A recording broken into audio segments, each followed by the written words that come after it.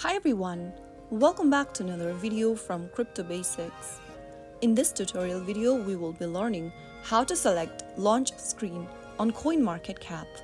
To select or change the launch screen on the CoinMarketCap application, open up the CoinMarketCap app and then make sure to sign into your account. From the main homepage, go ahead and tap on the profile icon at the top right corner. From the expanded menu, click on Settings. In the Settings menu, look for a Launch Screen option and tap on it. Now, select your preferred launch screen. You may have options such as Markets, Portfolio, News, and Community. Choose your preferred screen to display when you first open the app and then get back to the main homepage. Refresh your home screen or simply go ahead and force close the application. Get back to it again in order to get your launch screen changed. But make sure your app is updated to the latest version as features may vary with the updates.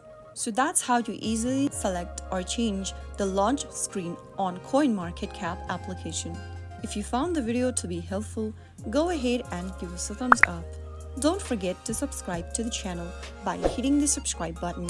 Press on the bell icon so that you'll never miss another upcoming upload from us. I will be back again in the next video. Thank you for watching.